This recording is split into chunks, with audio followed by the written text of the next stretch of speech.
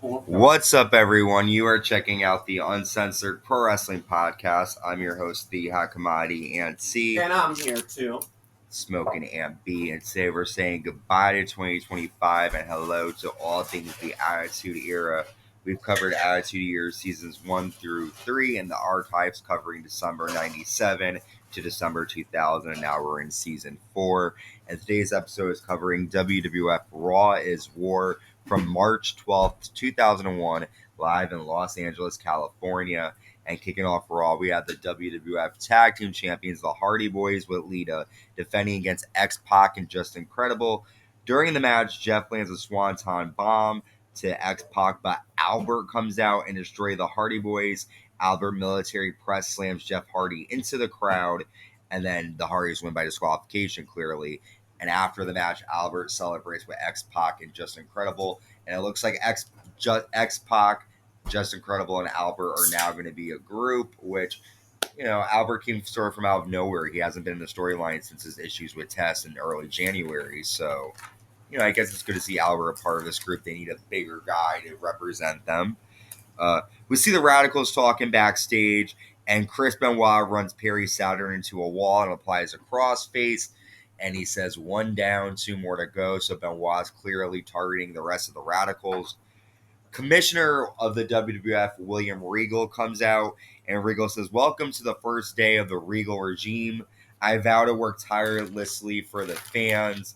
If we work together, there's nothing we can't accomplish. No one likes a sucker. I will make decisions on my own. Tonight, The Rock will defend the WWF Championship against Kurt Angle." And that's when the WWF Intercontinental Champion, Chris Jericho, interrupts the commissioner.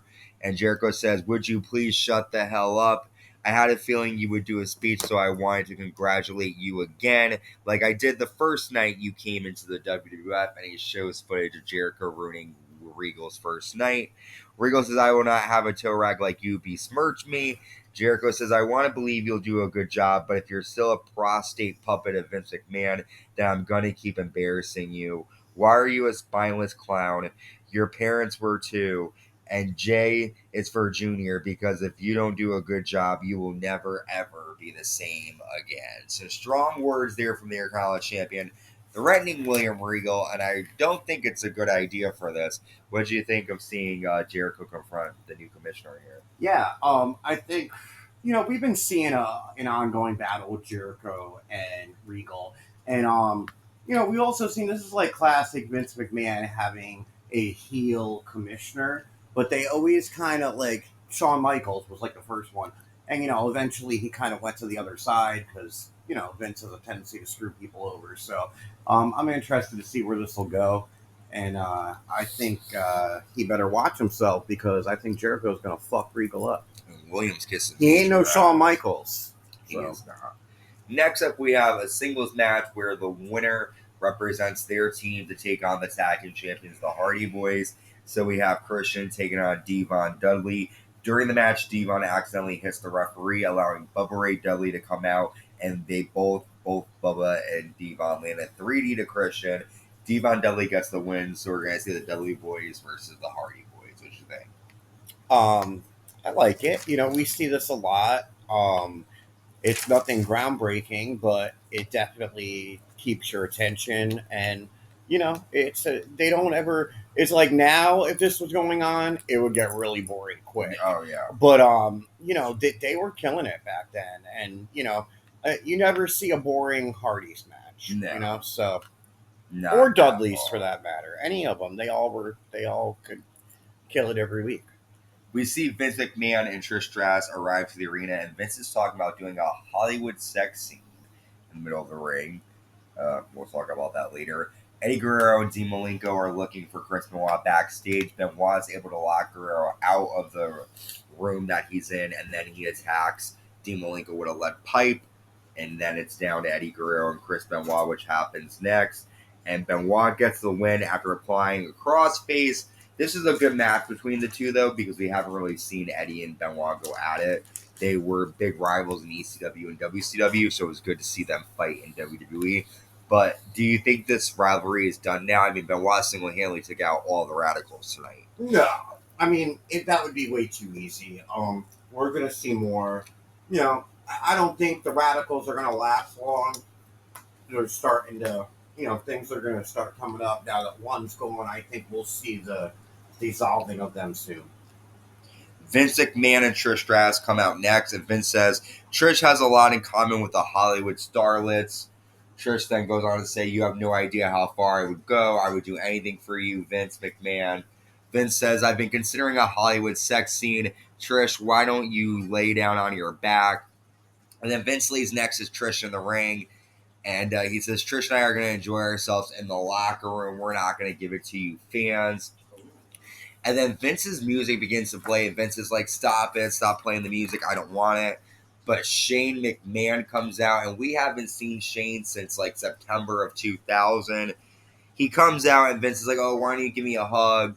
But Shane just beats the living shit out of his father, attacks Vince McMahon. William Regal tries to help Vince, but Shane attacks Regal, and we see Vince and Trish run into a limo. So Shane McMahon is officially back in the WWE. I actually said in our last episode, I Yeah. kind of predicted, is Shane going to be coming back? I knew when the music hit, I knew it was coming. I was excited. So it just sucks. Well, they always kind of do. The first interaction is going to be he's going to beat the shit out of him. So I'm excited for the next episode till we get some banter back and forth, and we get some real what do you call it? Storyline. Dialogue, Okay. We then get a handicap match that was set up by Commissioner Regal, Intercontinental Champion Chris Jericho against the Right to Censor with the Women's Champion Ivory in their corner. The Right to Censor get a win after there's some issues between the RTC as Bull Buchanan and the Good Father fight on the floor, but Val Venis hits a sit-out powerbomb to Jericho, and all is right with the Right to Censor. Regal getting some revenge on Jericho here. Next, we're supposed to see the Hardcore Champion, The Big Show, defend against The Undertaker. But as Undertaker is getting ready for the match, Triple H attacks Taker backstage, pushing The Undertaker's motorcycle onto his leg, and then Triple H uses a chair and sits on the neck of Undertaker. And he says, "I'm famous for putting people out. You screw with me and I'll cripple you." And then Triple H goes to hit Taker with a chair, but Kane shows up until the Big Show then attacks Kane, choke slamming Kane through a table. We're seeing Triple H get some revenge on The Undertaker for his call out of Triple H on SmackDown. And now Kane tries to get involved. Big Show takes out Kane. What do you think of all four of these guys going at it here? Yeah, I said last episode, I think that this is going to be a great rivalry leading up to WrestleMania. Triple H made a huge move and a big mistake. There's gonna be serious repercussions, and Triple H needs to keep in mind he doesn't have many friends right now, and The Undertaker has a fucking monster in his corner, so he needs to realize he's not just dealing with The Undertaker; he's dealing with Kane too. So I'm excited. This is gonna be good. Next, we see the WWF European Champion Test defeat Raven after landing a pump handle slam and a big boot. Really nothing much to talk about, just filler. The European title really means nothing at this point. No storyline there. Our main event, WWF Champion The Rock with Deborah in his corner defending against Kurt Angle. During the match, Kurt Angle applies the ankle lock to The Rock and doesn't let go. After the ref counts to 5, he decides to disqualify Kurt Angle, so The Rock gets the win. After, Angle is furious by the disqualification, so he grabs Deborah, puts Deborah in the ankle lock. Stone Cold Steve Austin, which is her husband, comes out, lays out Kurt Angle, and then nails The Rock with a Stone Cold Stunner. And we're going to see The Rock versus Austin at WrestleMania 17. No, that was a title match, right? Yeah. So Kurt really screwed himself there. He sure did. And they're playing this up that Kurt's losing his mind, he's freaking out. But Austin did promise The Rock earlier in the night, if something happens to Deborah, I'm coming after you. And the rattlesnake did strike on The Rock.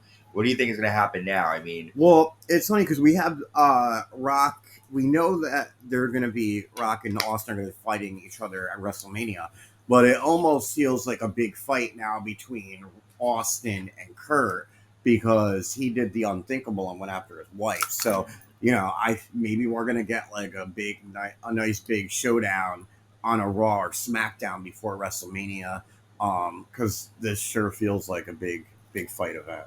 Yeah, it's going to be really good. I feel like this is like when Austin had all this built up toward Triple H, and it was like, this is like he went after his wife. That's big time. Yeah, it's and I could see him laying out Rock for it too. Like, he needs to, if he's gonna have Deborah as his manager, that's Stone Cold Steve Austin's wife. You better defend her. Well, he didn't ask for it. That was dumb Vince. But don't matter. That's the rattlesnake. For me though, I felt like the best moment of the night was seeing Shane return, because I remember being little. I was like, I thought he was gone for a long time. I didn't think we would see him again. So see him come out, finally someone standing up to Vince. We've been doing this dastardly shit for weeks. And we're going to get good sibling rivalry too, because he's going to be pissed. He should be pissed at Stephanie as well, because, Vince is an asshole. You kind of expect stuff like that, but Stephanie is really being low by siding with Vince. So. I agree.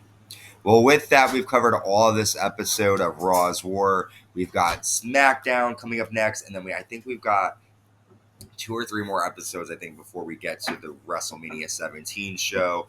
So make sure you subscribe, like, and hit that notification bell if you like what you're hearing. Tell your friends. And until next time, stay safe and stay uncensored.